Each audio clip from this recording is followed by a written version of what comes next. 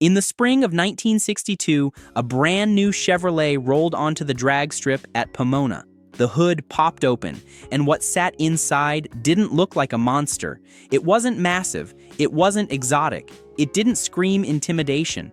But when the light turned green, it ran the quarter mile in just over 13 seconds. Bone stock. That engine was the Chevy 327, and for a brief moment in time, it was one of the most advanced, best balanced performance engines ever built in America. It revved higher than engines twice its size. It made more horsepower per cubic inch than almost anything on the road, and it powered everything from Corvettes to family sedans. But what almost nobody knows is, this engineering masterpiece didn't get killed by failure. It got buried by success. Because just a few years later, bigger V8s would show up, with more torque, more displacement, and more marketing hype. Engines like the 396, the 427, and eventually the 454. And almost overnight, the 327 went from cutting edge to forgotten. You think you know the story of Chevy's small block? Not like this. Back in the late 1950s, Chevrolet had a problem. Ford's new FE Series V8s were growing fast, from 332 to 352 to 390 cubic inches in just a few years. Chrysler was quietly working on what would become the legendary 426 Hemi, and horsepower was becoming a marketing weapon, plastered on billboards and shouted in television commercials.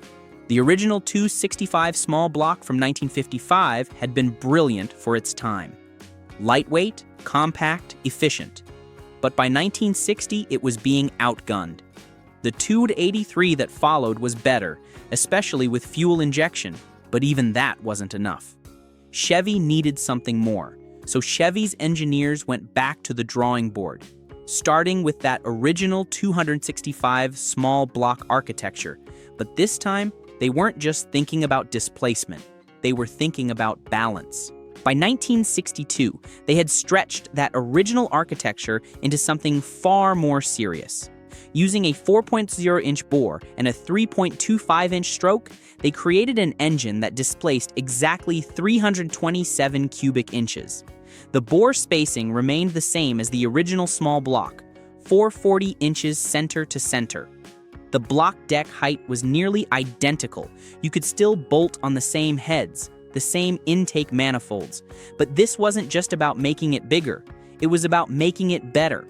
That short 3.25-inch stroke meant the pistons didn't have to travel as far with each rotation, which meant less stress at high RPM, which meant lower piston speeds even when the crankshaft was spinning at ridiculous velocities, which meant this engine could rev, and rev it did.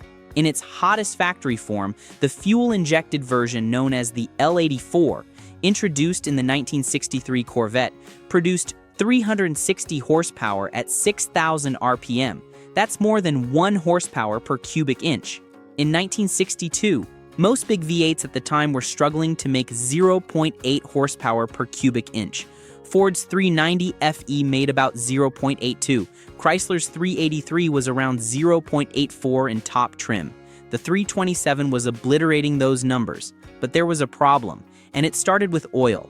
At sustained high RPM, especially in racing applications like the SCCA A production class and vintage endurance events at tracks like Sebring and Riverside, mechanics began noticing something disturbing. Oil pressure would read normal for the first few laps.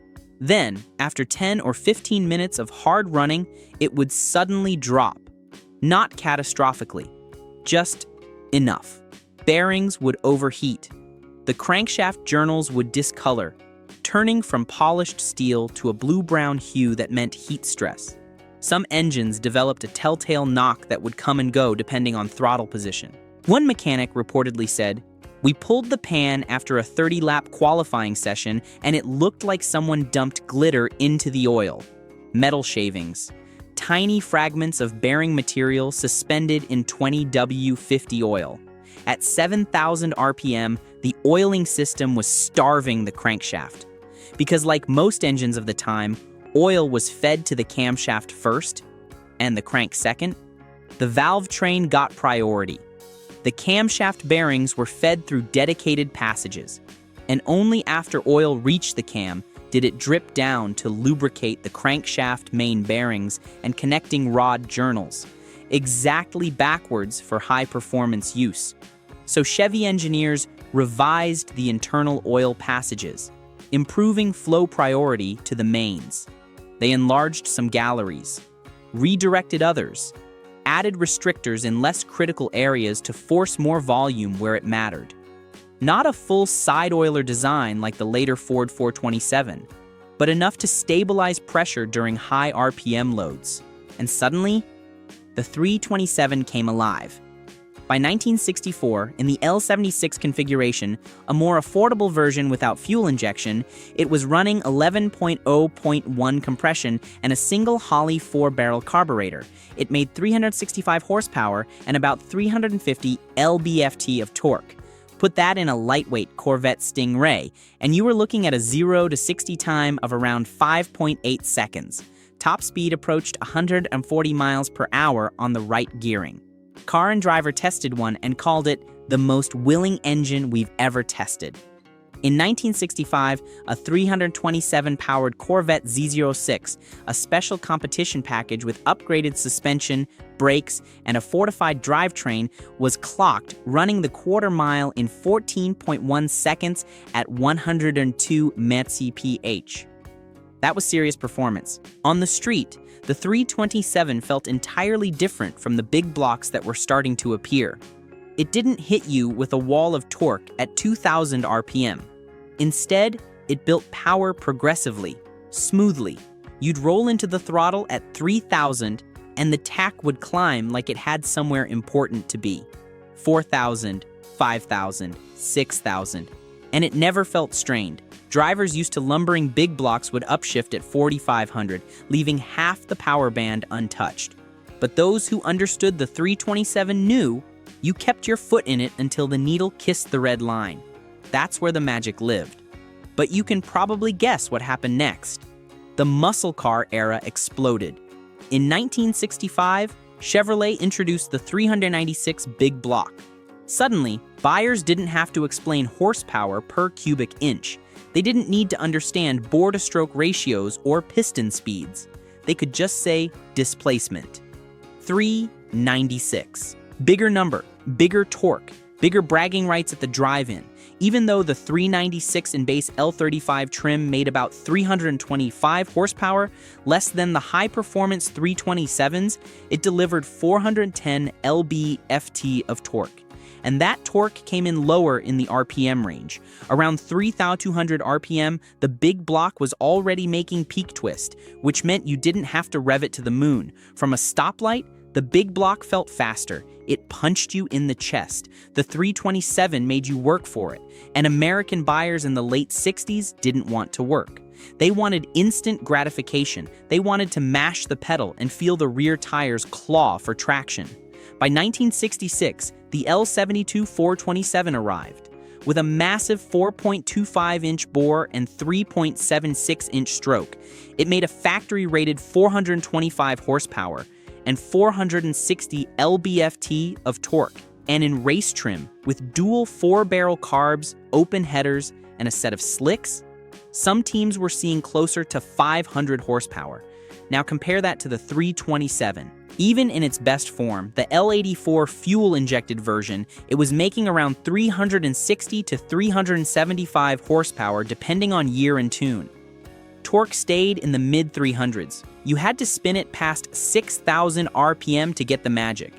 Meanwhile, the 427 was pulling hard at 3,000. The marketing practically wrote itself. Chevy dealerships started pushing the big blocks hard. Salesmen would walk buyers past the 327 cars and point them toward the SS models with hood scoops and 396 badges. You want real power? This is what you need. And then came the real nightmare: insurance companies. By the late 1960s, insurers had figured out that smaller, high-revving engines weren't always tied to performance models. A 327 in a Bel Air? That was just a family car with decent power. But big blocks? Those were easy targets. Cars with engines over 400 cubic inches were getting slammed with premium hikes, sometimes doubling annual insurance costs to over $1,200 a year. In 1968, money. For a young buyer, maybe 22 years old, fresh out of college, that was more than rent. So buyers were stuck in a strange place. If they wanted bragging rights, they bought the big block and paid for it. If they wanted balance, revs, and daily drivability, they quietly chose the 327. But Chevrolet's marketing department wasn't interested in balance. They wanted headlines. They wanted wins at the drag strip. They wanted magazine covers with cars doing smoky burnouts. The 327 didn't photograph well doing burnouts. It spun too clean, too controlled. It didn't make the rear end step out sideways unless you really provoked it. So it got left behind. By 1967, even Corvette buyers were starting to choose the 427. It cost more, it drank more fuel, it was harder to tune, but it had that number, that presence. And on paper, 427 looked a lot better than 327. By 1969, the 327 was quietly phased out in favor of the 350. A longer 3.48-inch stroke pushed displacement up from 397 to 350 cubic inches, giving more torque without sacrificing too much RPM potential. The extra 23 cubes added about 20 lb-ft of torque down low, which made the engine feel stronger in daily driving. It was cheaper to produce, easier to tune, and more competitive with Ford's growing Windsor lineup. The 289 had already grown into the 302, and the 351 was on the horizon. The 350 made sense, but it wasn't the same. Production of the 327 ended in 1969. No big farewell, no celebration, no special edition models, just gone. And here's the twist most people never hear about. On road courses, the 327 often outperformed its bigger siblings. In endurance racing, where sustained RPM mattered more than brute torque, the lighter rotating assembly and shorter stroke meant less heat buildup, less piston speed at equivalent RPM, less bearing stress over a 3-hour race. In Trans Am style competition and SCCA events, properly built 327s could run lap after lap at 6,500 RPM without failure, something early big blocks struggled to survive. At the 1966 12 Hours of Sebring, a Corvette powered by a blueprinted 327 ran the entire race, finishing with oil pressure that was still within spec. A 427-powered entry that started alongside it lasted less than 4 hours before bearing failure ended its day. But torque sells cars. Horsepower per cubic inch doesn't look as good on a badge. And by 1970, the world was changing. By the 1970s, emissions regulations tightened. Compression ratios dropped from 11.01 down to 8.5.1 or lower. The Clean Air Act forced automakers to detune engines across the board. Catalytic converters appeared. Unleaded fuel became mandatory. And high-revving small blocks, like the 327 engines that depended on compression and RPM to make power, suffered the most. Without compression, they lost the crisp throttle response. Without high-octane leaded fuel, they couldn't be tuned aggressively. The 350 adapted better. Its longer stroke gave it more low-end torque, so even detuned, it still felt decent around town. Big blocks died dramatically. The 454 got choked down to 215 horsepower by 1975. The 427 was gone by 1969. The 396 became the 402, then faded entirely. But the 327 faded quietly. No one wrote eulogies for it. No magazine ran a farewell to the 327 cover story. It just stopped appearing in option lists. Parts bin inventory dried up. And within a few years, it was a footnote. Today, collectors pay over $80,000 for a numbers-matching 1965 Corvette with an L76 327. In vintage racing, properly built 327s are still prized for their ability to rev cleanly past 7,000 RPM without the bottom end tearing itself apart. Engine builders who specialize in period-correct small blocks will tell you, the 327 is one of the sweetest engines to build. The short stroke means you can run aggressive cam timing without running into piston-to-valve clearance issues.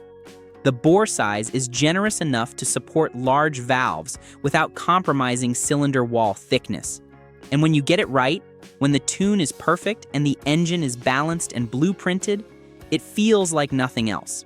It doesn't punch you, it pulls you, smoothly, relentlessly, all the way to 7,000 RPM. It didn't dominate drag strips like the 454. It didn't win marketing wars like the 427. But it may have been the most balanced performance engine Chevrolet ever built. The 327 proved that you didn't need massive displacement to make serious power, just smart engineering, a short stroke, high flow heads, and the courage to rev higher than anyone else. It proved that there was more than one way to win, but in an era obsessed with bigger numbers, in a time when there's no replacement for displacement was gospel, it never stood a chance.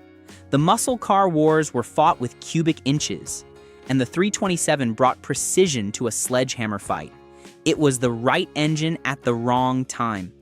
Too sophisticated for the street, too small for the ego, and too good to be appreciated until it was already gone. If you enjoyed this story, let me know in the comments what engine you want to see next. Another overlooked small block, or maybe one of the big block giants that stole the spotlight. And make sure to subscribe so you don't miss the next deep dive into the hidden stories behind America's greatest engines. Because not every legend gets remembered, some just get replaced.